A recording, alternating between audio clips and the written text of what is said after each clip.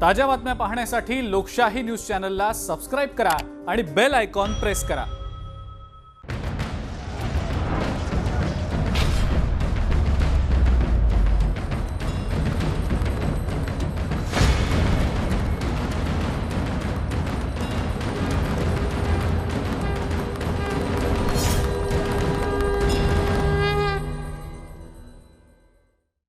नमस्कार, मी अजिंक्य भातंब्रेकर गाथा शौर्याची मध्ये आपल्या सर्वांचं स्वागत करतो। मराठ्यांना नर्मदे पलीकडे नेऊन उत्तरेवर दिग्विजय करणारा वीर म्हणून पहिल्या बाजीराव पेशव्यांचं नाव आदराने घ्यावं लागेल। छत्रपती शिवाजी महाराजांनी हिंदवी स्वराज्याचा पाया रचला आणि बाजीरावांनी त्यावर कळस चढवला असं म्हटलं तर ते वावगं ठरणार नाही। दक्षिणेतील श्रीरंगपट्टण पासून संपूर्ण मध्य आणि उत्तर भारत बाजीरावानं मराठ्यांच्या घोड्यांच्या टाचेखाली आणला। राजपूत राजांपासून मुस्लिम नवाब आणि शहांना या राव बाजीनं नमवलं। मराठी जरीपटका दौलात उत्तर हिंदुस्थानमध्ये फडकावला। जेमतेम 40 वर्षांच्या आपल्या आयुष्यात बाजीराव पेशवे 24 वर्ष सतत झुंजत राहिले। घोड्याची पाठ हेच त्यांचं वसतिस्थान होतं। महालापेक्षा ते रणांगणावरच जास्त राहिले। निजाम उल मुल्क यांच्या पत्रातून थोरले बाजीराव पेशवे यांचा उल्लेख हा रब्बुलनी असा होत असे।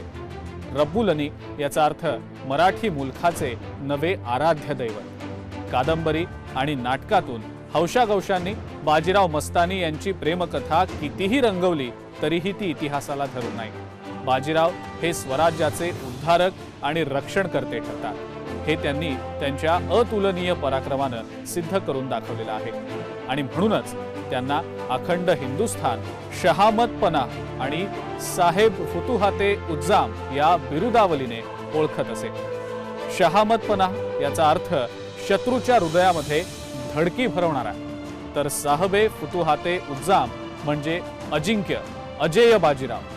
अशा या शूर पराक्रमी अजिंक्य अशा बाजीराव पेशव्याबद्दल आज आपण जाणून घेणार आहोत गाथा शौर्याची मध्ये।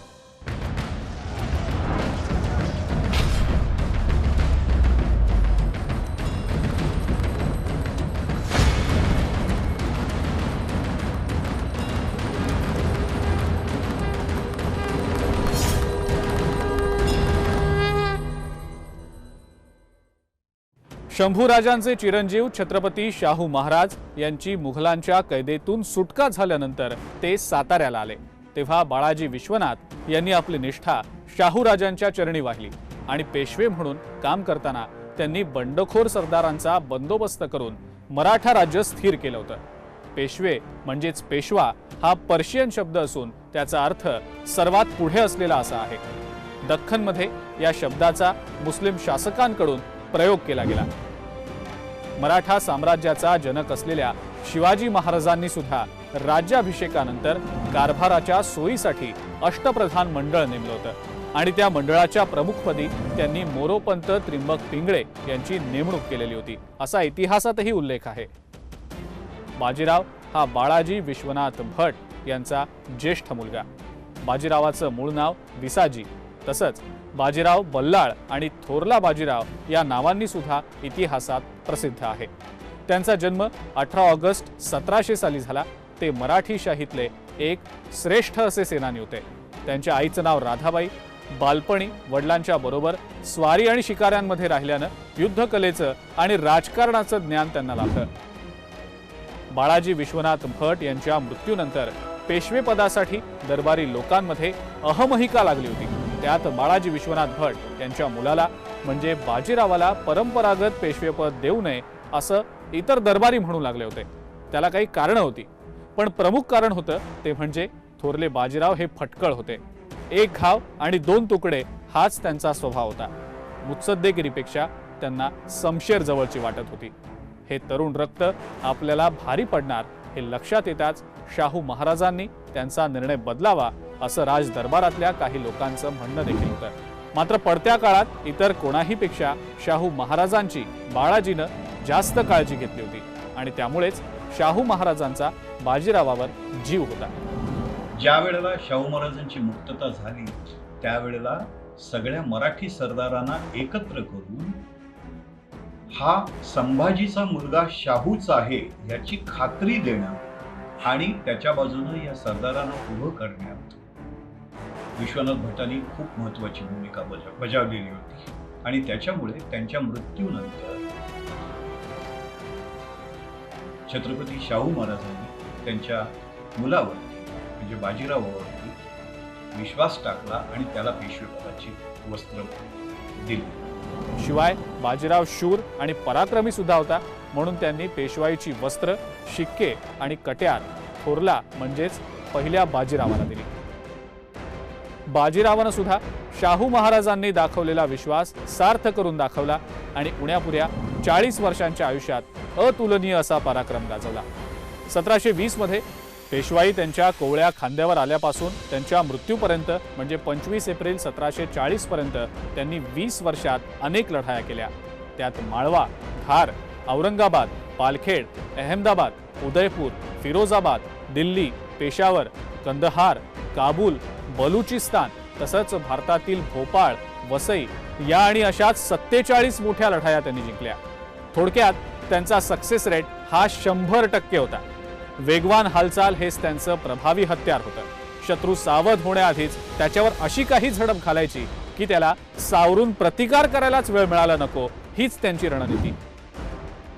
मराठा सैन्य मैदानी लढाई देखील लढू शकतं आणि जिंकू सुद्धा शकतं हे त्यांनी खऱ्या अर्थानं जगाला दाखवून दिलं आणि म्हणूनच बर्नार्ड मॉन्टगोमरी या ब्रिटिश फील्ड मार्शलनं बाजीरावांची स्तुती पुढील प्रमाणे केलेली आहे। 1727-28 ची पालखेड मोहीम ज्यात निजाम उल मुल्क यांच्यापेक्षा बाजीराव पहिला रणनैतिक हालचालीचा उत्कृष्ट नमुना दाखवून गेला। The Palkhed campaign of 1727-28 in which Bajirao first outgeneraled Nizam ul Mulk is a masterpiece of strategic mobility. उभ्या भारतामध्ये बाजीरावाच्या समशेरीचा डंका वाजू लागला होता। थोरल्या बाजीरावानंच पुण्याला शनिवारवाडा बांधला आणि साताऱ्याच्या राजगादी इतकंच महत्त्व पुण्यालाही मिळवून दिलं। शनिवारवाड्याबाबत एक दंतकथाही सांगितली जाते। बाजीरावानं त्या ठिकाणी एका सशाला मोठ्या शिकारी कुत्र्याचा पाठलाग करताना पाहिलं। त्याला त्याचं प्रचंड आश्चर्य वाटलं। त्या जागी मग त्यानं भुईकोट किल्लाच बांधून घेतला। हाच तो शनिवारवाडा। तसं बघता ही जागा पेशव्यांना लाभली असं म्हणायला हरकत नाही, कारण नंतर स्वराज्यावर चालून येणारे शिकारी कुत्रे खरंच स्वराज्याला घाबरू लागले होते। बाजीरावांच्या शौर्याबद्दल आणि त्यांच्या आयुष्याबद्दल आणखी बरंच काही आपण जाणून घेणार आहोत, पण एका ब्रेक नंतर। कुठेही जाऊ नका, पाहत रहा गाथा शौर्याची।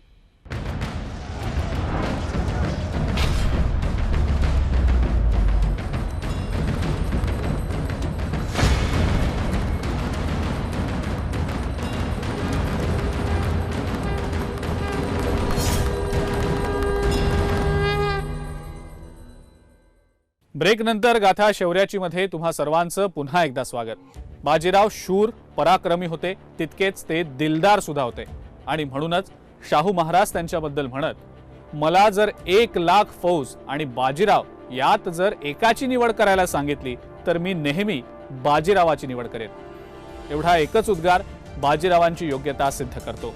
इतिहासाची पानं चाळली तर इतिहास हेच सांगतो, 20 वर्षांच्या राजकीय आयुष्यात मराठ्यांच्या सत्तेचं साम्राज्यात रूपांतर करणं ही असामान्य घटना होती आणि त्यांच्यामुळे भारतखंडात राजकीय पुनर्रचना झाली। शिवरायांच्या स्वराज्याचा वटवृक्ष झाला। मोठं घोडदळ घेऊन अतिशय आश्चर्यकारक अशा वेगवान हालचाली हे बाजीराव पेशव्यांचं महत्त्वाचं वैशिष्ट्य होतं। 1738 मध्ये बाजीराव पेशवे मोठ्या सैन्यानिशी दिल्लीपर्यंत चालून गेले तेव्हा आग्र्यापासून दिल्लीपर्यंतचा 125 मैलांचा प्रवास त्यांनी शत्रूला चाहूल लागू न देता आड वाटेनं 10 दिवसात केला, म्हणजे रोजचे सरासरी 12.5 मैल झाले। शत्रूच्या तडाख्यातून सुटण्यासाठी दिल्लीपासून जयपूरपर्यंतचा झपाट्यानं प्रवास करताना त्यांनी 180 मैल अंतर 8 दिवसात म्हणजे रोज 25 मैल असा प्रवास करत केला। हा वेग खरंच थक्क करणारा आहे। दळणवळणाची, संपर्काची आजच्या काळाशी तुलना करता अतिशय अपुरी साधनं असताना बाजीराव पेशव्यांची फौज शत्रूला चकवा देण्यात अतिशय माहिर होती। अनपेक्षितपणा या त्यांच्या बलस्थानानं तर त्यांच्या शत्रूंच्या तोंडाला अक्षरशः फेस आणलेला होता। शत्रू कल्पनाच करणार नाही अशा उलटसुलट मजला मारणं, शत्रूला खिंडीत गाठून त्याचं अन्न पाणी तोडणं, शत्रूला चकवा देत आपल्या हव्या त्या ठिकाणी त्याला यायला भाग पाडणं, अशा प्रकारचे स्वतःचं युद्धतंत्र त्यांनी विकसित केलेलं होतं. त्यांच्या जवळच्या फौजांचं सामान अतिशय हलकं असे, त्यामुळे त्यांना वेगवान हालचाली करणं सहज शक्य होत होतं. आपल्या कमतरता आणि शत्रूची बलस्थानं यांचा अगदी नेमका अभ्यास करून आपलं धोरण आखणं आणि परिसरातल्या निसर्गाचा पुरेपूर वापर करून घेणं, या गोष्टींमुळे त्यांची ताकद दिवसेंदिवस वाढत गेलेली दिसते. बाजीराव पेशव्यांनी उभं केलेल्या जीवाला जीव देणारं सैन्य ही सुद्धा त्यांची एक महत्त्वाची ताकद होती. आणि त्या संदर्भात एक किस्सा प्राध्यापक ना के बेहरे यांच्या पहिले बाजीराव पेशवे या ग्रंथामध्ये देखील आहे. निजामाशी झालेल्या पालखेडच्या मोठ्या संघर्षानंतर नाईलाजापोटी निजाम तहाला तयार झाला. हा मुंगी शेगावचा तह अगदी प्रसिद्ध आहे. या तहाच्या वेळी झालेल्या भेटीत निजाम बाजीराव पेशव्यांना म्हणाला, आम्ही दगाबाजी करून तुम्हाला कैदेत टाकले तर काय कराल? तुम्ही आमचा विश्वास फुकट धरिला. यावेळी कुठे आहेत तुमचे शिंदे आणि होळकर? ते आता तुम्हाला मदत करू शकतात का? त्याच क्षणी पेशव्यांच्या बरोबर आलेल्या हुजऱ्यांनी आपल्या अंगरख्यातून लपून आणलेल्या तलवारी सपासप उपसल्या. हुजरे म्हणून आलेले दुसरे तिसरे कोणी नव्हते तर ते शिंदे आणि होळकरच होते. असे जीवाला जीव देणारे सख्य बाजीराव पेशव्यांनी निर्माण केलेलं होतं. बाजीराव पेशव्यांचं एक वैशिष्ट्य म्हणजे ते जास्तीत जास्त काळ छावणीमध्ये असत. सामान्य शिपायासारखेच राहत, खातपीत कूच करत. मोहिमेदरम्यान सैन्याबरोबर जाता जाता ते शेतातली कणसं तोडून ती हातावर चोळून खात आणि तेच कधी कधी त्यांचं जेवणही असे, अशी अनेक वर्णनही केली गेलेली आहेत. एकदा शाहू महाराजांनी पेशव्यांच्या पायदळाच्या क्षमतेबद्दल संशय व्यक्त केला होता. तेव्हा बाजीराव पेशव्यांचा समर्थक नसलेल्या फत्तेसिंग भोसले यांनी शाहूंना उत्तर दिलेलं होतं, पेशवा त्याच्या पायदळाकडे कधीच दुर्लक्ष करत नाही. तो आपलं सगळं सैन्य दक्ष आणि आणीबाणीसाठी सज्ज ठेवतो. दिल्लीचा वजीर मोहम्मद खान बंगेश छत्रसाल बुंदेल्यावर चालून आलेला होता. तेव्हा त्याच्या समोर छत्रसालला शरणागती पत्करावी लागली. बंगेश हा औरंगजेबाच्या हाताखाली शिकलेला असल्यानं शिस्त आणि चिकाटी हे गुण त्यामध्ये पुरेपूर उतरलेले होते. त्यानं 80 वर्षाच्या छत्रसालला छावणीमध्ये बंदिस्त करून ठेवलं. मात्र छत्रसाल बुंदेला बंगेशचं बारसं जेवला होता. आपण शरण आलोय असं भासवून त्यानं हेरांमार्फत बाजीरावाला एक पत्र पाठवलं, कारण दिल्लीला ताळ्यावर आणेल असा तो एकच परमप्रतापी पुरुष भारतामध्ये होता. जगद्वई उपजे ब्राह्मण भृगु औ बाजीराव उन ढाई राजपुतिया इन ढाई तुर्काव. याचा अर्थ जगात 2 ब्राह्मण नावाजले गेले. एक परशुराम ज्यानं उन्मत्त क्षत्रिय सत्ताधीशांना बुडवलं, तर दुसरा बाजीराव पेशवा ज्याने तुर्कांची तीच स्थिती केली. याच पत्रामध्ये त्याने जो गतिग्राह गजेंद्र की सो गती भाई जानुहा आज बाजी जात बुंदेल की राखो बाजी लाज असा गजांत मोक्षाचा हवाला देत बाजीरावाकडे मदतीची याचना केली. पत्र मिळाल्यावर टाकोटाक 35 ते 40 हजारांची फौज घेत खुद्द बाजीराव मोहम्मद खान बंगेशवर चालून गेला. ही हालचाल इतकी त्वरेनं केली की बाजीराव धडकेपर्यंत मोहम्मद खान बंगेशला काहीच समजलं नाही. बेसावध बंगेश एका गढीतच अडकून पडला. बाजीरावाच्या झंझावातापुढे मुघल हैराण झाले. छत्रसालनं झाशी प्रांत पेशव्यांना दिला आणि पुढे आपल्या राज्याचा 3रा हिस्साही त्यांना दिला. इतकंच नाही तर आपल्या अनेक उपपत्नींपैकी एकीची मुलगी मस्तानी बाजीरावाला दिली. बुंदेल्यांचा आणि मराठ्यांचे रक्तसंबंध जुळावेत असा या मागचा हेतू असावा कदाचित. याशिवाय बाजीरावाला काशीबाई ही प्रथम पत्नी होतीच. वास्तविक 41 लहान मोठ्या लढाया लढून त्यापैकी एकही लढाई न हरणाऱ्या आणि सगळ्याच्या सगळ्या जिंकणाऱ्या बाजीराव पेशव्यांचं कर्तृत्व जगातल्या गाजलेल्या अजिंक्य योद्ध्यांच्या तोडीचं. त्र्यंबकराव दाभाडे, निजाम यांच्या विरुद्धची डभोईची लढाई, निजामाविरुद्धची पालखेडची आणि भोपाळची लढाई, राजा छत्रसालच्या बाजूनं बंशाच्या विरोधात लढलेली बुंदेलखंडातली लढाई, या 4 लढायांनी बाजीराव पेशव्यांचं पर्यायानं मराठेशाहीचं नाव देशभर दुमदुमलं. आणि म्हणूनच बाजीराव पेशव्यांचं वर्णन करताना इतिहासाचार्य राजवाडे म्हणतात, मराठ्यांच्या इतिहासात शिवाजी महाराजांच्या पराक्रमाच्या खालोखाल कदाचित कित्येक बाबतीत शिवाजी महाराजांच्या तोडीच्या अद्भुत कृत्यांचं रसभरीत वर्णन देण्यास प्रासादिक इतिहासकारच पाहिजे. दिल्लीवर धडक मारणाऱ्या बाजीराव पेशव्यांच्या योग्यतेचं वर्णन इंग्रज कॅप्टन ग्रँड डफ यानं अतिशय नेमकेपणानं केलेलं आहे. तो लिहितो, बाजीरावाकडे आखणी करणारं डोकं आणि अंमलबजावणी करणारे हात होते. याच कॅप्टन डफनं केलेलं बाजीराव पेशव्यांच्या दिल्लीवरील सुप्रसिद्ध स्वारीचं वर्णन अगदी वाचण्यासारखं आहे. त्यात म्हटलंय, आग्र्यापासून 20 कोसांवर दक्षिण दिशेला यमुना काठी उतरलेला बाजीराव सैन्यासह ईशान्य दिशेला निघाला. तेव्हा मुघलांच्या सरदारांनी बादशहाला लिहिलं, आम्ही सर्व मराठ्यांना चंबळ नदी पार केलं आणि ते आपल्या मुलकी गेले. दिल्लीमध्ये लोकांना फार आनंद झाला. मग रोज 20-20 कोस मजल दरमजल करत आडवाटेनं अचानक बाजीरावानं आणि त्याच्या सैन्यानं दिल्ली दरवाजाजवळ डेरा दिला. अनेक हत्ती उंट धरले. दिल्लीतून बाहेर देवदर्शनासाठी जाणाऱ्या लोकांनाही लुटले, पण कुणाची घरं मात्र जाळली नाही. ही त्याची सुसंस्कृती पाहून दिल्लीचे कित्येक मानकरी धीर धरून 8000 लष्कर घेऊन युद्धाला निघाले. या युद्धामध्ये मोगलांचा पराभव झाला आणि याप्रमाणे बाजीरावाचा विजय झाला. तरी पण त्याचा असा कयास होता की मोगलांचे लोक चहूकडून लवकर जमा होतील आणि म्हणून तो रात्रीच तातडीनं निघून गेला. मराठ्यांनी सगळ्यात प्रथम दिल्ली काबीज केली. ती 1737 मध्ये.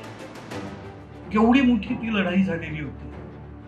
बाजीरावाकडे जवळपास 70,000 एवढी मोठी फौज गोळा झालेली होती. तर मुसलमान बादशाहांकडे, मुघल बादशाहांच्याकडे 1 लाखापेक्षा जास्त फौज होती आणि त्याच्या जोडीला होता तोफखाना. आणि असं असतानाही ऐन दिल्ली शहराच्या तोंडावरती झालेल्या या लढाईत मराठ्यांनी बादशाहचा साफ पराभव केला. बादशाह लपून लाल किल्ल्यात जाऊन बसला आणि दिल्लीच्या संपूर्ण रस्त्यांच्यावरती जिथे बघावं तिथे मराठीच दिसायचे. त्यावेळेला मराठी भगवा 1737 मध्ये जो दिल्लीच्या लाल किल्ल्यावरती फडकला, तो 1803 पर्यंत दिल्लीच्या लाल किल्ल्यावरती तानताऱ्याच्या बरोबर जरीपटका फडकत होता. आणि त्याची सुरुवात केलेली आहे ती बाजीराव पेशव्यांच्या या पहिल्या लढाईत. मराठ्यांच्या संघर्षाबाबत पोर्तुगीज गव्हर्नर विर्झईनं आपल्या पोर्तुगालच्या राजाला लिहिलेल्या पत्रात मराठ्यांचं वर्णन केलेलं आहे. या पत्रात विर्झई म्हणतो, शत्रूनं अनेक वेळा आमच्याकडे तहाची मागणी केली आहे. तिचं कारण आमची त्यांना भीती वाटते म्हणून नव्हे, तर केवळ सध्या त्यास कोकणात उतरण्यास होत नाही म्हणून. मराठे हे इतके प्रबळ आहेत की त्यांनी मोगलांना जर्जर करून सोडलं. तेव्हा जर परमेश्वरानं आम्हाला मदत केली नाही तर मराठ्यांकडून आमच्या वसई प्रांतावर कठीण प्रसंग नक्की येणार. या वर्णनावरून त्या काळात बाजीराव पेशव्यांनी आपल्या शौर्याचं तत्कालीन देशभरात मराठ्यांविषयी किती दहशत निर्माण केली होती हे सहज लक्षात येतं. थोरल्या बाजीराव पेशव्यांबद्दल आणखी बरंच काही आपण जाणून घेणार आहोत, पण त्याआधी घेऊयात आणखी एक ब्रेक. कुठे जाऊ नका, बघत रहा गाथा शौर्याची.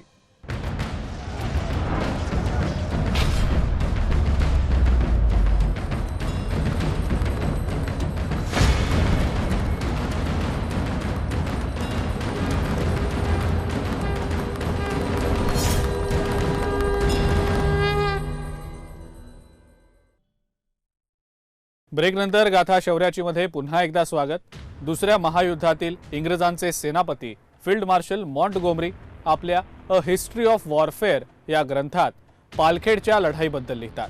1727-28च्या पालखेड मोहिमेत बाजीरावानं सेना नेतृत्वात निजामावर सपशेल मात केली होती. ही लढाई म्हणजे स्ट्रॅटेजिक आणि टॅक्टिकल मोबिलिटीचा मास्टरपीस होय. मॉन्टगोमरी पुढे लिहितात, बाजीरावाची सेना ही शुद्ध घोडेस्वार सेना होती. तलवार, भाला आणि काही पथकांपाशी तीर कामठा आणि एक गोल ढाल एवढीच हत्यारं त्यांच्यापाशी होती. दर 2 माणसांमागे एक घोडा असे. तोफखाना, सामानसुमान आणि चिलखत यांचं ओझच नसल्यामुळं मराठे मुक्त संचार करू शकत असत. 1727च्या ऑक्टोबरमध्ये पावसाळा संपताच बाजीराव निजामाच्या मुलखात शिरला. मुख्य शहर, किल्ले यांना बगल देत लूट आणि जाळपोळ करताना त्यांना फक्त एकदाच निजामाचा सरदार ऐबज खान याच्याकडून माघार घ्यावी लागली। मग लगेचच ते सावरले आणि कधी पूर्वेला तर कधी उत्तरेला आणि कधी पश्चिमेला अशा मुसंड्या मारू लागले। निजामानं काही काळ त्यांचा पाठलाग केला, पण शत्रूच्या चपळ आणि अनपेक्षित हालचालींनी गोंधळलेलं त्याचं सैन्य अल्पावधीतच थकून गेलं। निजाम आणि बाजीरावाच्या दरम्यान झालेल्या पालखेडच्या तसंच भोपाळच्या संघर्षांमध्ये बाजीराव पेशव्यांनी निजामाला शरण येऊन तह करायला भाग पाडलं होतं। याच निजामानं बादशहाला लिहिलेल्या पत्रात बाजीरावाचं वर्णन केलंय। बाजीराव आपल्या गुणांनी मराठ्यांचे दैवत बनलाय। नामांकित मराठे सरदार दक्षिणेत आहेत, त्यांच्या सैनिकांची संख्या मुंग्या व टोळ यांच्यापेक्षा जास्त आहे। अत्यंत सावधपणे आणि हुशारीनं ते पुढील आक्रमणाची तयारी करतायत। बादशहाकडून सैन्य आणि खजिना मिळाल्याखेरीज मराठ्यांचं पारिपत्य करणं शक्य नाही। त्यांच्या विरुद्ध मोहीम लांबणीवर पडली तर हे प्रकरण अवघड होईल, मग कोणताही उपाय चालणार नाही। अर्थात या पत्रातली निजामाची गणितं वेगळी असली तरी त्याच्या शत्रूला म्हणजे बाजीराव पेशव्यांना तो कुठे बघत होता हे त्यातून अगदी सहज लक्षात येतं। बाजीरावाचा धाकटा भाऊ चिमाजी अप्पा यानं देखील कोकण किनाऱ्यावर मराठी सत्तेचा भगवा डौलानं फडकत ठेवला। बाजीरावाला शोभेल असाच त्याचा हा धाकटा भाऊ होता। बाजीरावानं मुघलांना आणि चिमाजीनं पोर्तुगीजांना त्यांची जागा दाखवून दिली। या लढाईत चिमाजीनं पोर्तुगीजांकडून 7 शहरं, 4 बंदरं, 2 लढाऊ टेकड्या आणि 340 गावं जिंकून घेतल्याचा उल्लेख मिळतो। वसईची लढाई ही चिमाजीला कीर्तीच्या अत्युच्च शिखरावर घेऊन गेली।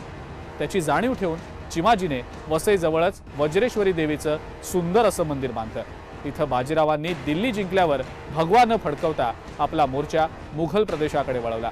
त्यात पेशावर, बलुचिस्तान, कंदाहार आणि काबूल इथं जात मुघल प्रदेशावर कब्जा केला।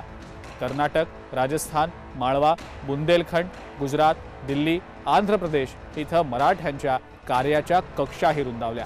या मुलखात मराठी माणसांचा प्रवेश झाला, नंतर ते स्थायिक झाले। याला कारण फक्त आणि फक्त बाजीराव पेशवे। बाजीरावांनी मराठी सत्तेचा दबदबा दख्खनपासून रुमशेपावे तो पसरवला।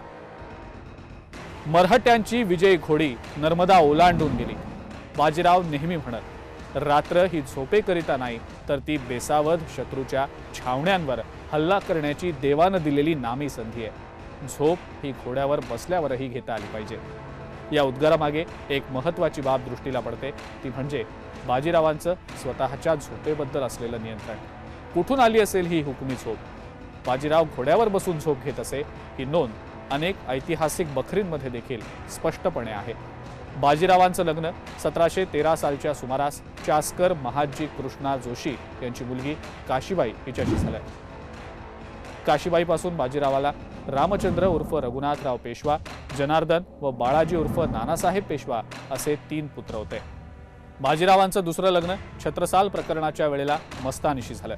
मस्तानीपासून कृष्णराव उर्फ शमशेर बहादर हा पुत्र झाला।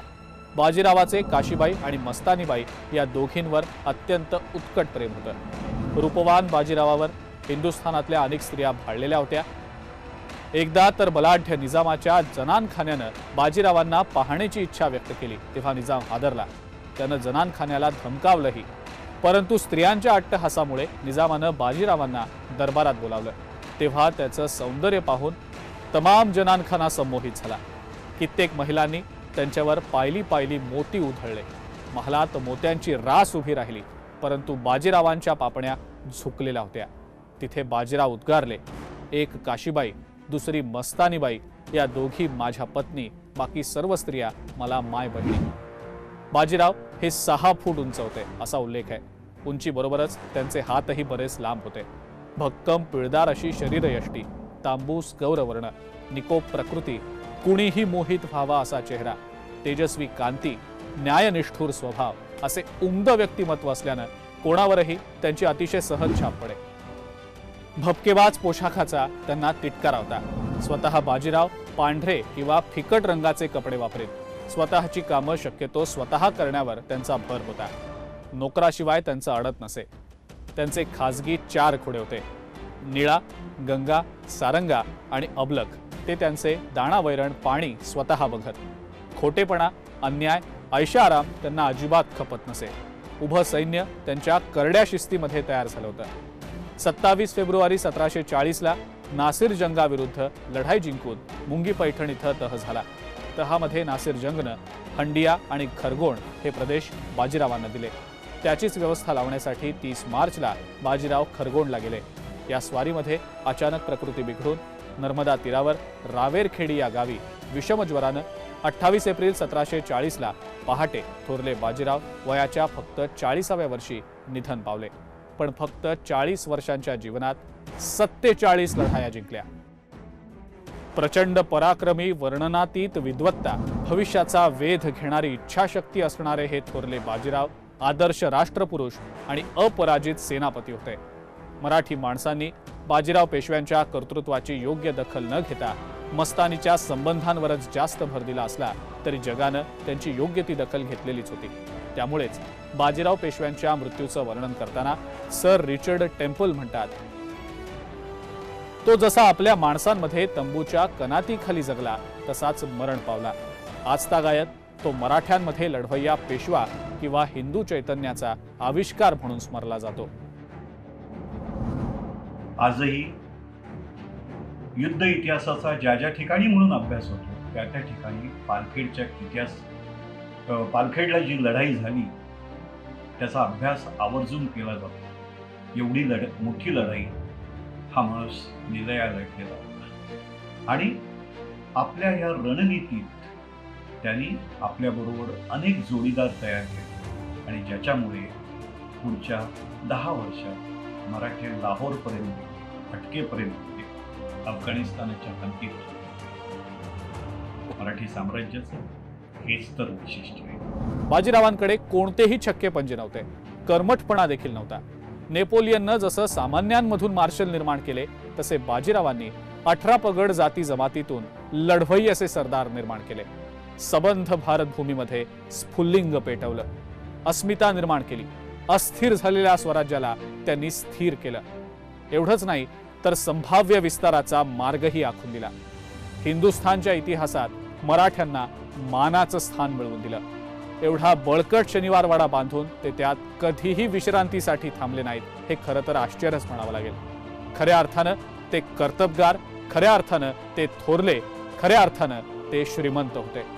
म्हणूनच आजही भारतीय जनतेला शहामतपनाह श्रीमंत थोरले बाजीराव पेशवे यांची स्मृती ही प्रेरणा देणारी आहे। पुन्हा भेटूया गाथा शौर्याची मध्ये अशाच एका महापराक्रमाची गाथा जाणून घेण्यासाठी। तोपर्यंत तुम्ही बघत राहा फक्त लोकशाही न्यूज।